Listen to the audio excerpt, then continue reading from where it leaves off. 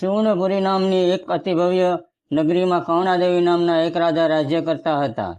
તે ખૂબ જ અભિમાની અને વિલાસી હતા. જ્યારે તેમની પત્ની ખૂબ જ દયાળુ તેમજ ધાર્મિક વૃત્તિના હતા. પતિ પત્નીના અલગ અલગ સ્વભાવને કારણે તે બંને વચ્ચે ઘણા મતભેદ અને મનભેદ રહેતા હતા. રાણીને રાજાનો સ્વભાવ સહેજ પણ ગમતો ન હતો. તે રાજાને વારંવાર સમજાવવા છતાં બધા પ્રયત્નો નિષ્ફળ જતા હતા. રાજાનો મહેલ નદી કિનારે નજીક હતો. એક દિવસ રાણી રાજમહેલના ઝરૂખામાં બેઠા હતા. ત્યારે તેમણે નદી કિનારે કેટલીક સ્ત્રીઓને કંઈક પૂજાવિધિ કરતા જોઈ કુતૂહલ વચન થઈને પોતાની દાસીને તે વિશે જાણવા મોકલી. દાસી તે સ્ત્રીઓને મળીને થોડીવારમાં પાછી ફરી અને રાણીને જણાવ્યું, રાણીબા, એ સ્ત્રીઓ દશામાનું વ્રત કરે છે. ત્યારે રાણીએ દાસીને પૂછ્યું કે આ વ્રત કરવાથી શો લાભ થાય છે? ત્યારે દાસીએ જણાવ્યું કે આ વ્રત જે સ્ત્રી કરે છે તેની મનોકામના પૂર્ણ થાય છે, દુઃખ દારિદ્ર્ય દૂર થાય છે, ખોળાનો ખુરનાર પ્રાપ્ત થાય છે અને નિર્ધનને ધન આપે છે. આદિ અનેક લાભો આ વ્રત કરવાથી મળે છે. આ વાત જાણીને રાણીને દશામાનું વ્રત કરવાની ઈચ્છા થઈ. તેમણે દાસીને એ વ્રતની વિધિ વિશે જાણી લાવવાનું કહ્યું. દાસી ફરીથી તે સ્ત્રીઓને પાસે ગઈ અને થોડીવારમાં પાછી આવી ને રાણીબાને કહ્યું કે આ વ્રત અષાઢ માસની અમાસ એટલે કે દિવાસાના દિવસેથી શરૂ થાય છે. વ્રત કરનારને 10 સૂતરના તાતણા લઈ તેને 10 ગાંઠોવાળી દરેક ગાંઠોને કંકુના સાંદલા કરવા. આમ દશામાનો દોરો લઈને વ્રત લેવું. ઘરે દશામાની સ્થાપના કરી 10 દિવસ પૂજન કરવું, ધૂપ દીપ કરવા, સ્તુતિ કરવી, આરતી કરવી, ગુણગાન ગાવા. આમ 10 દિવસ ઉપવાસ કરવા અથવા એકટાણા કરવા. પૂજામાં મૂકેલી દશામાની સાંડળી છેલ્લે દિવસે નદી કે તળાવમાં પધરાવવી. શક્તિ સંપત્તિ પ્રમાણે સોનાની કે ચાંદીની સાંડળી બનાવવી. આ વ્રતની ઉજવણીમાં બ્રાહ્મણને દાન કરવું. નિવેદમાં 125 ગ્રામના ઘઉંના લોટનું સુરમું બનાવી ધરાવવું.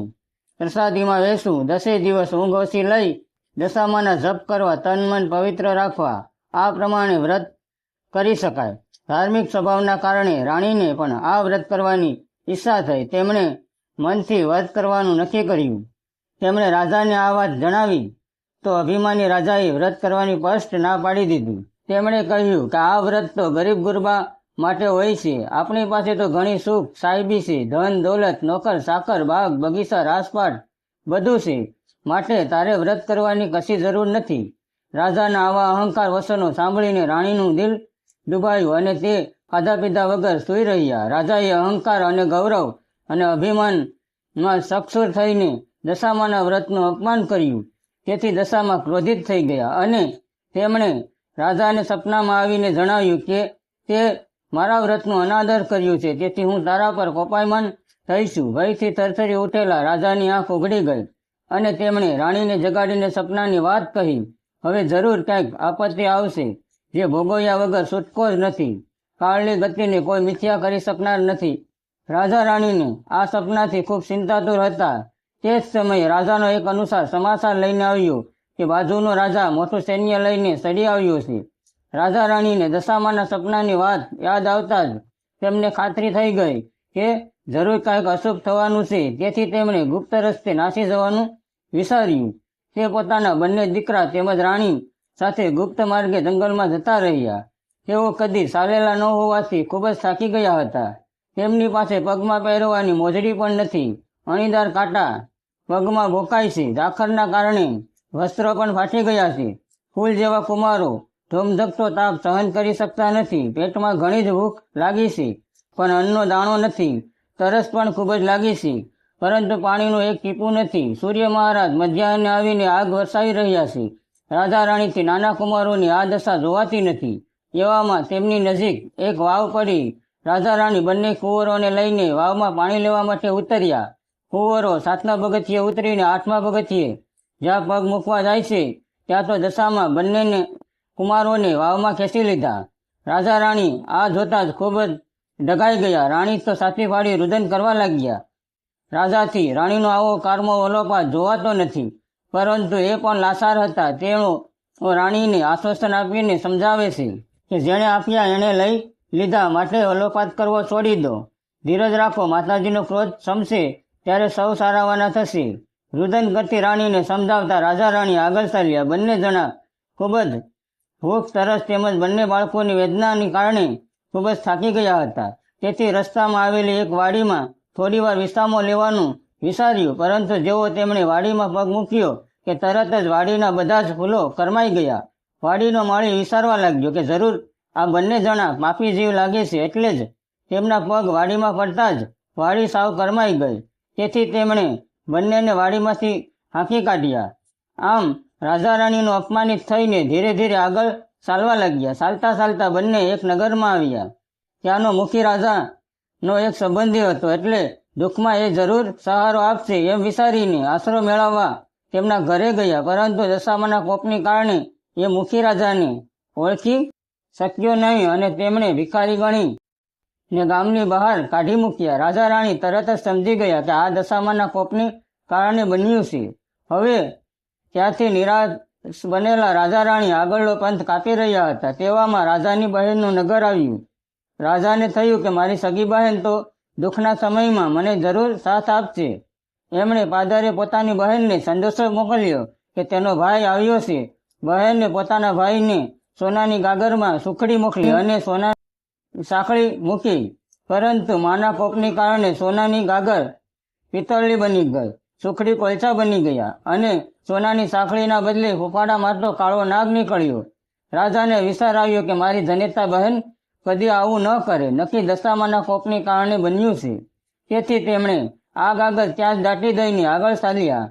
ટાઢ તડકો વેઠતા, દુઃખ સહન કરતા, કષ્ટ ભોગવતા રાજા રાણી આગળ વધતા જાય છે.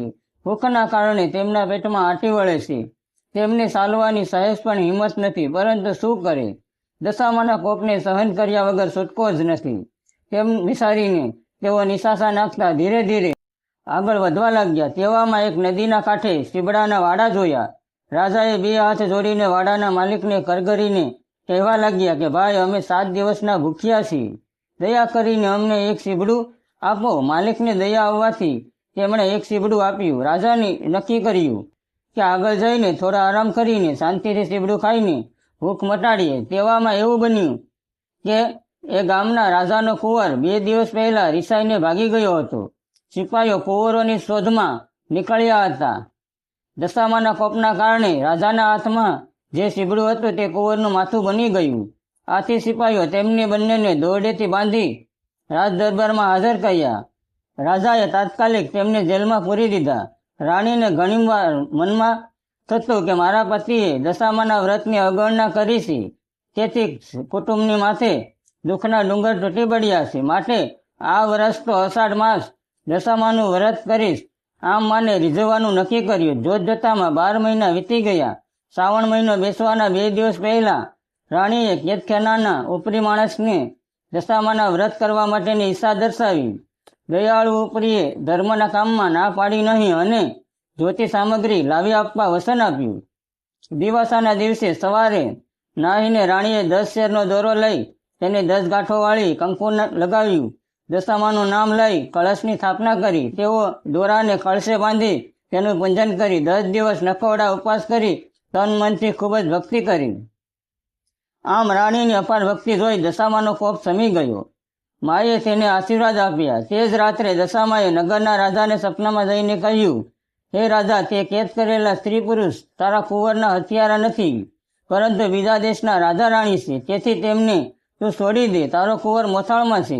કાલે સવારે તે હેમખેમ પાછો આવી જશે. સપનું પૂરું થતાં જ રાજા જાગી ગયો. તેની ઊંઘ આવી નહીં. સવાર પડતા જ રાજમહેલમાં શોર બપોર થઈ ગયો કે કુંવર આવી ગયા છે. આ સાંભળતા જ રાજા બહાર આવીને પોતાના કુંવરને ભેટી પડ્યા ને આખા મહેલમાં આનંદ છવાઈ ગયો. ત્યાર પછી તે રાજાએ બંદીવાન રાજા રાણીને માન સહિત મહેલમાં બોલાવી આવકારી અઢળક સંપત્તિ આપી વિદાયમાન કર્યા. રાજા રાણી રથમાં બેસી પોતાના રાજ્ય તરફ પાછા વળવા નીકળ્યા.